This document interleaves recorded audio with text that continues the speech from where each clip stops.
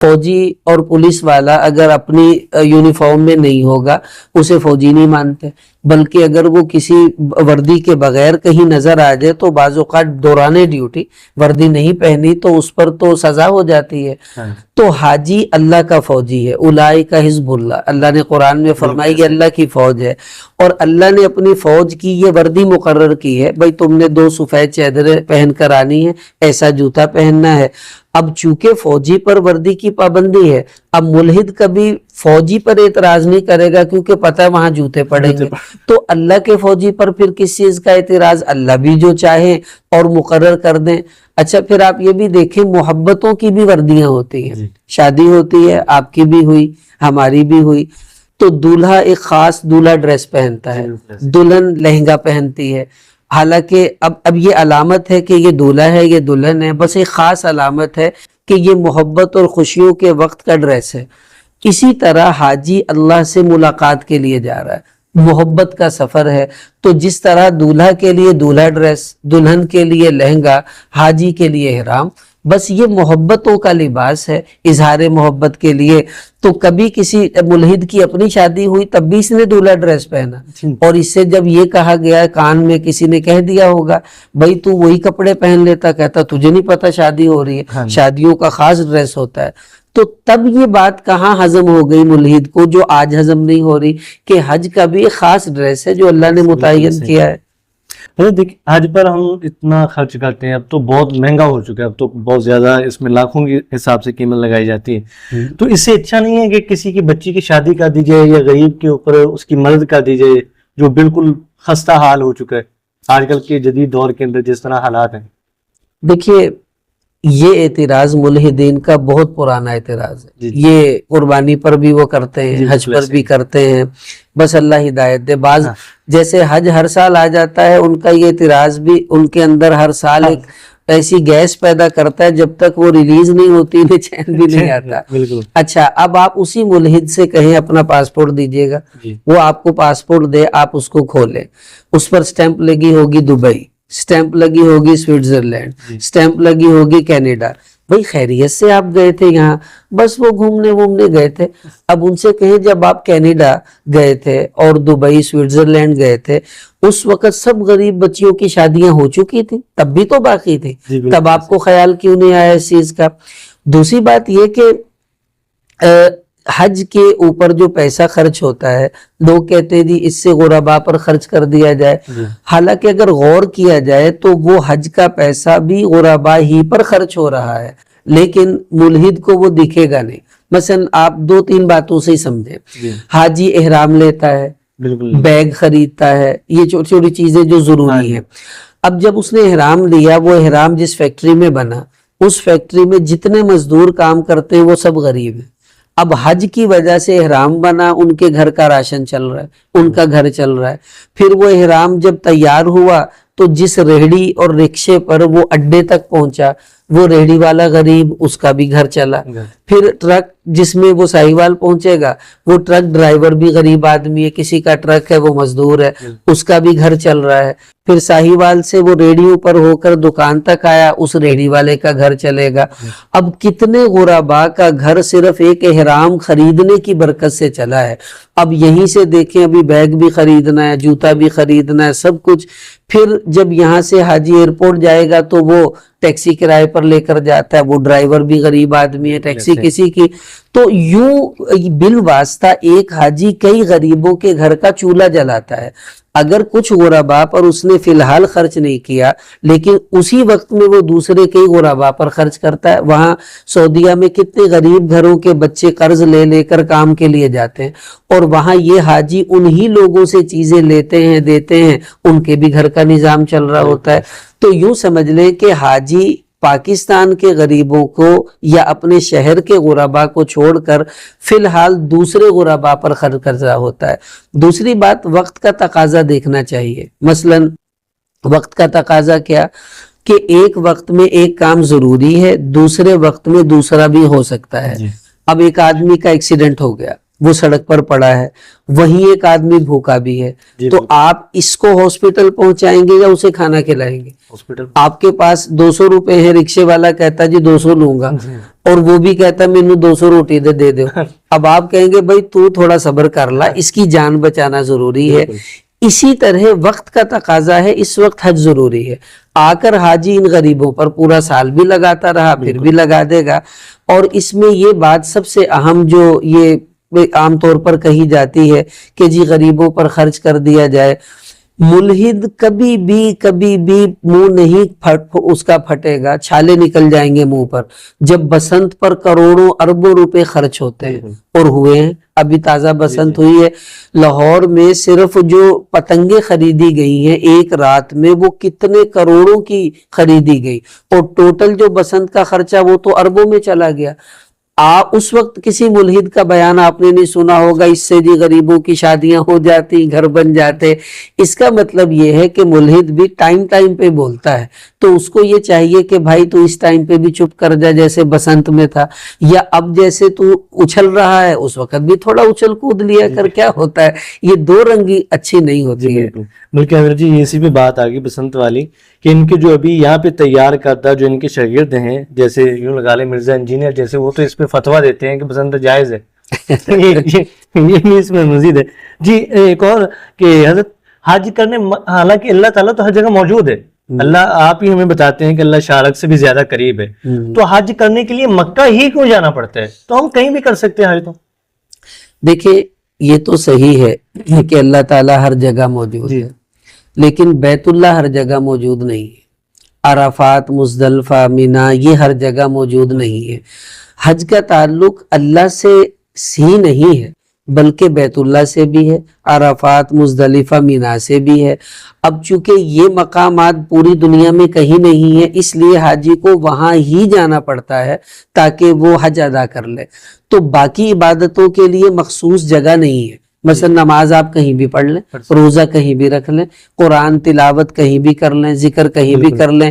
حج کے لیے مخصوص جگہ ہے, اور وہ چونکہ وہاں ہے تو اس لیے اللہ اگرچہ ہر جگہ ہے, بیت اللہ ہر جگہ نہیں ہے. تو ہم مکہ اللہ کی وجہ سے نہیں, بیت اللہ کی وجہ سے جاتے ہیں. اب چونکہ بیت اللہ دنیا میں کہیں اور بن نہیں سکتا, وہ تجلیات کا مرکز تبدیل نہیں ہوگا, اس لیے وہاں ہی سب کو جانا پڑتا ہے, اور اس کا کوئی حل نہیں ہے. بالکل ایسے ہی جیسے آپ یہاں ہیں اور بیٹھے ہوئے ہیں, اب آپ کی گاڑی کا کام ہوگا, آئل چینج ہوگا, سروس کروانی پڑے گی, تو ورک شاپ ہی جانا پڑتا ہے. گھر میں تو ورک شاپ نہیں ہے نا. آپریشن ہوگا, آپ کو ہاسپٹل ہی جانا پڑے گا, آپ کے گھر میں انتظام نہیں ہے. اسی طرح حج بھی روحانی بیماری کے علاج کے لیے مکہ جانا پڑتا ہے. بلکہ اس کو تو یوں سمجھے, ایک بندہ بیمار ہو لاہور, ہمارے ہاں کہتے ہیں جی لاہور لے دو, لاہور جاتے ہیں, وہ کہتے ہیں جی امریکہ لے دو. ٹھیک بھائی, اب کاہے کو جاتے ہو امریکہ, امریکہ ہی یہاں بلا لو, وہ کہتے ہیں نہیں امریکہ جانا ہی پڑتا ہے. اسی طرح اللہ ہر جگہ موجود ہے. ڈاکٹر کاؤنسلنگ تو کر سکتا ہے, لیکن آپریشن کے لیے آپ کو آپریشن تھیٹر ہی جانا پڑتا ہے. تو بیت اللہ اصل میں وہ مرکز ہے جہاں پر ہماری روحانی چارجنگ ہوگی, اور چارجر کے لیے خود قریب ہونا پڑتا ہے. بیت اللہ وہ ورک شاپ ہے جہاں پر ہمارے اندر کی ٹیوننگ ہوتی ہے, تو ورک شاپ جانا ہی پڑتا ہے. اس لیے ہمیں مکہ جانا مجبوری ہے, اس کا کوئی حل نہیں ہے. ملحد سوچ کر ہمیں بتائے تو ہم بھائی غور کریں گے اس کی بات پر. اسی پہ ایک اور کہ دیکھیں ربیع الاول کا مہینہ بڑا بابرکت مہینہ ہے, رمضان کا مہینہ بھی بڑا ہی بابرکت مہینہ ہے. ربیع الاول میں تو آپ صلی اللہ علیہ وسلم کی پیدائش اور تاریخ میں آگے اختلافات ہیں.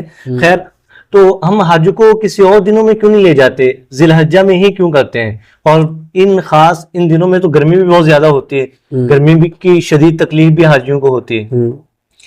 اب یہ تو ملحد کا کام ہے نا کہ وہ کچھ ایسی سائنس ایجاد کرے کہ مکہ میں بھی کینیڈا کی طرح ٹھنڈ ہونے لگ جائے. اگر وہ سائنس اس کا یہ کام نہیں کر سکتی تو پھر اس کا مطلب ہے ملحد کی سائنس تو بیکار ہے. اچھا, اب رہی یہ بات کہ انہی دنوں میں حج کیوں ہوتا ہے. دیکھیے بات یہ ہے کہ حج بادشاہ کے پاس جانا, اس کے دربار پر جانا, ملاقات کے لیے جانا ہے. اب آپ کو بادشاہ سے ملنا، مثلا آپ کو جی صدر ڈونلڈ ٹرمپ سے ملاقات کرنی ہے، آپ نے میسج کر دیا کہ جی میں ملاقات، مثلا آپ کہتے ہیں مجھے آپ کسی کے ساتھ پوڈ کاسٹ کرنی ہے، ٹائم دیں. اب کیا خیال ہے، ٹائم آپ کی مرضی کا ہوگا یا اس کی مرضی کا ہوگا؟ وہ بادشاہ ہے، وہ کہے گا بھی اس دن آ سکتے ہو، آ جاؤ ورنہ مت آؤ. تو اللہ بادشاہ ہے، اس نے جو وقت مقرر کرنا ہے رعایا کو اسی کے مقرر کردہ وقت پر جانا ہوتا ہے. اپنی مرضی سے ٹائم سیٹ نہیں، ہم نہیں کہہ سکتے بھائی گرمی ہے سردی ہے، بھائی ٹھیک ہے جو بادشاہ نے ٹائم دے دیا جانا پڑے گا. اچھا، پھر جب ملحد نوکری کرنے کے لیے کسی بھی جگہ جاتا ہے، سی وی جمع کرواتا ہے، وہ کہتے ہیں ٹھیک ہے ہم آپ کو انٹرویو کے لیے کال کریں گے. تو ملحد کہتا ہے جی کب کریں گے؟ وہ کہیں گے جب ہماری مرضی. اب وہ ملحد کو کال کرتے ہیں چل بھائی آ جا تو ذی الحجہ میں ہی آ، حاجی حج کرنے جا رہے تھے تو انٹرویو آستے آ. اب اسے کال کر کر ملحد کہے ذی الحجہ میں ہی کیوں؟ وہ کہیں گے تو رہن دے، ازی کسی اور نو رکھ لینے، تو میرا پر آ کر ہی رہے. تو جس طرح نوکری دینے والا اس کی مرضی ہے، وہ وقت مقرر کرتا ہے، ہم اپنی مرضی سے ٹائم مقرر نہیں کر سکتے. تو یہ اللہ نے خود مقرر کرنا ہے، وہ بادشاہ ہے، وہ مالک ہے. مالک بادشاہ وہ جو مقرر کرے رعایا تو اسی کے مقرر کردہ وقت پر جاتی ہے. اچھا، ویسے ملحد سے ایک مشورہ ہے کہ یہ اعتراض میں اور ملحد مل کر ہم یہ جنگ لڑنا چاہتے ہیں، میں ان کے ساتھ ہوں کہ وہ ویلنٹائن ڈے کی تاریخ چینج کریں، ٹھیک ہے، اسی طرح وہ اپریل فول کی تاریخ چینج کریں، وہ کرسمس کی ڈیٹ چینج کریں، زور لگائیں. جب وہ یہ کر دیں گے ہم بھی حج کی کر دیں گے. چلو یہ ملحد سے ہمارا وعدہ رہا، چلو ہم جو کر سکتے ہیں وہ تو کریں نا. اب ملحد کہے گا نہیں جی ویلنٹائن ڈے کی تو ایک تاریخ ہے، وہ کیسے میں چینج کر دوں، اپریل فول تو 1 اپریل ہی کو ہو سکتا ہے اور آگے پیچھے نہیں ہو سکتا. بھائی جب تیری ان خرافات کا ڈیٹ اور ٹائم چینج نہیں ہوتا تو اتنی بڑی عبادت کا ٹائم ہم کیسے چینج کر دیں؟ احمق تو خود ہے. تو جب وہاں ایک وقت مقررہ پر یہ سب کام ملحد خود کر رہا ہے، وہ بھی ویلنٹائن پر کسی کو پھول دے ہی رہا ہوتا ہے، وہ بھی اپریل فول پر کہہ دیتا ہے کہ ہاں جی خدا ہے، وہ کہتا ہے چونکہ یہ پھول ہے تو میں کہہ رہا ہوں خدا ہے. تو ایک مرتبہ وہ بھی سچ بول ہی دیتا ہے سال میں. تو جب یہ ڈیٹیں چینج نہیں ہیں، یہ اوقات چینج نہیں ہیں، تو بھائی پھر حج کی ڈیٹیں بھی چینج نہیں ہونے کی. حضرت ترمذی شریف کی روایت ہے، حضرت انس رضی اللہ عنہ سے مروی ہے کہ آپ صلی اللہ علیہ وسلم نے فرمایا کہ 2 رکعت جس نے فجر کی ادا کی اور سورج کے طلوع ہونے تک اللہ کے ذکر میں مشغول رہا، پھر حتیٰ کہ سورج طلوع ہوا اور پھر اس نے 2 رکعت ادا کی، اس کو حج عمرے کا ثواب ملے گا، مکمل حج عمرے کا ثواب ملے گا. تو حج عمرے کا تو ثواب 2 رکعت میں یعنی کہ مل رہا ہے، ہمیں جانے کی کیا ضرورت ہے وہاں؟ دیکھیں ثواب اور عمل یہ 2 الگ الگ چیزیں ہیں. جی مثلا آپ نے پچھلے دنوں جب بہت زیادہ سختی تھی اور یہ کرونا کے دنوں میں جی بالکل اور چیزیں نہیں ملتی تھی، اب مثلا آپ کو کرونا کے دنوں میں کپڑا چاہیے تو میں آپ سے کہوں بھی کتنے کا سوٹ آتا، آپ کہیں 5000 کا، تو میں 5000 سوٹ کے پیسے آپ کو دے دیتا ہوں، لیکن سوٹ نہیں دیتا.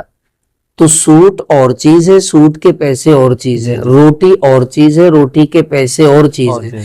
تو پیسے تو نہیں کھانے، کھانی تو روٹی ہے آپ نے. بالکل اسی طرح حج اور چیز ہے، حج کا ثواب اور چیز ہے. ثواب کا مطلب کیا ہے کہ جو انوارات حاجی کو وہاں ملے ان جیسے ملتے جلتے کچھ حصہ اللہ تعالیٰ یہ اشراق پڑھنے والے کو بھی نصیب فرما دیتے ہیں. ایسی حدیث میں آتا ہے جو وضو کر کر مسجد میں آئے ایسے ہے جیسے احرام باندھ کے حج کو جا رہا ہے، ایسا ثواب مل رہا ہوتا ہے. تو اس کا یہ مطلب نہیں ہے کہ یہ حاجی ہو گیا، انہوں نے حاجی کہنے لگا. مطلب یہ ہے کہ جس طرح حاجی اللہ کے لیے قربانی کرتا ہے، اس نے بھی بڑی قربانی کی.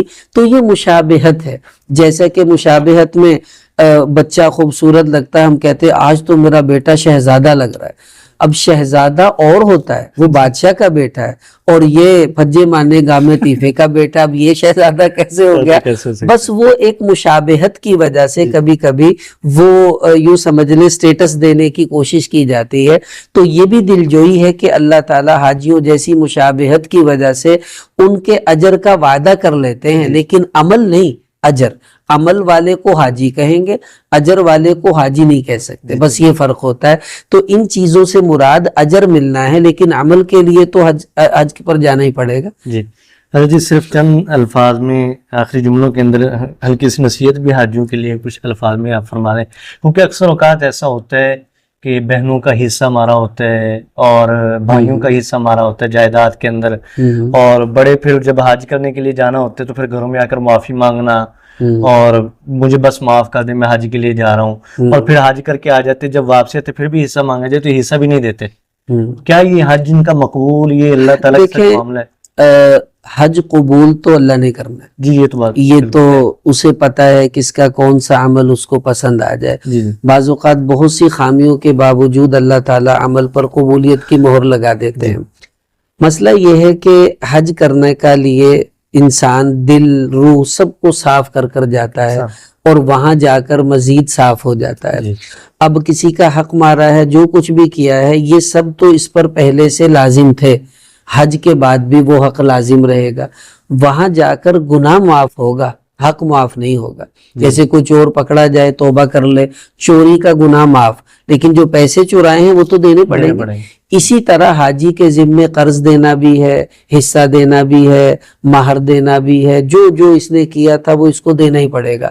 لیکن وہاں جا کر وہ جو گناہ کیا تھا یہ والا، اس کا اللہ گناہ معاف کر دیں گے، حاجی کا حق معاف نہیں ہوگا. اب بالفرض وہ پھر بھی نہیں دیتا تو حج کا فریضہ تو ادا ہو گیا، لیکن اس پر جو انوارات اور جو بشارتیں تھی ان سے ایسا حاجی پھر محروم رہ جاتا ہے. یوں سمجھ لیں یہ وہ مزدور ہے جس کی حاضری تو لگ گئی، تنخواہ نہیں ملی اس کو، تو یہ انوارات سے خالی آ جاتا ہے. یہ ہے اصل بات. باقی یہاں پر حاجیوں سے زیادہ ملحدین کو بھی نصیحت کی ضرورت ہے کہ عقل سے اعتراض کرنا آسان ہوتا ہے.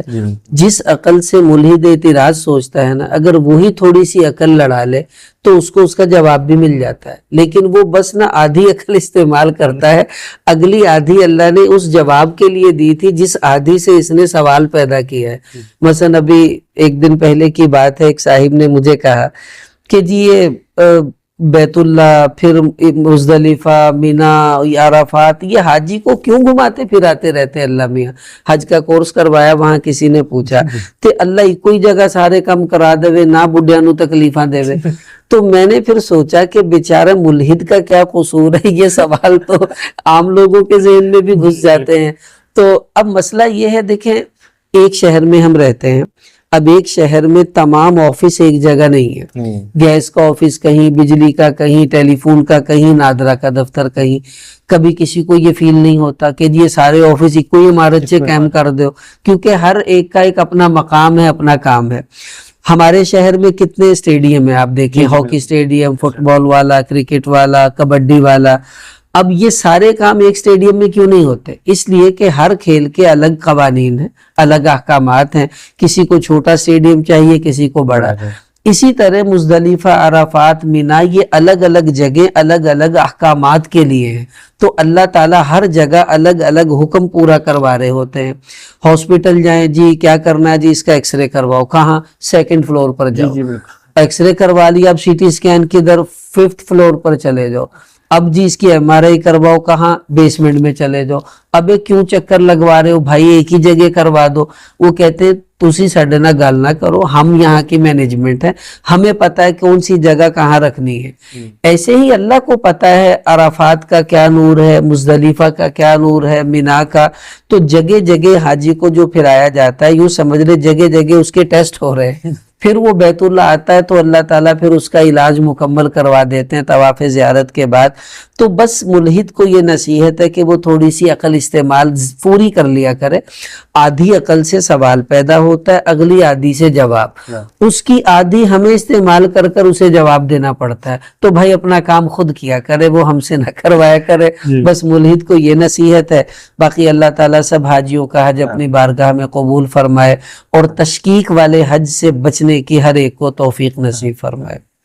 جی آپ نے جیسا کہ ابھی حج کے معاملہ کے اندر یہ باتیں سنی جو ہمارے حضرت جی نے فرمائی ہیں، اور بہت ہی مفید باتیں ہیں، اور جو آج کل نئی جنریشن کے ذہنوں کے اندر باتیں پیدا ہوتی ہیں، خاص طور پر یہ ملحدانہ سوچ پیدا ہوتی ہے، ان کے بہت ہی ایک آسان الفاظ کے اندر جوابات بھی ہیں.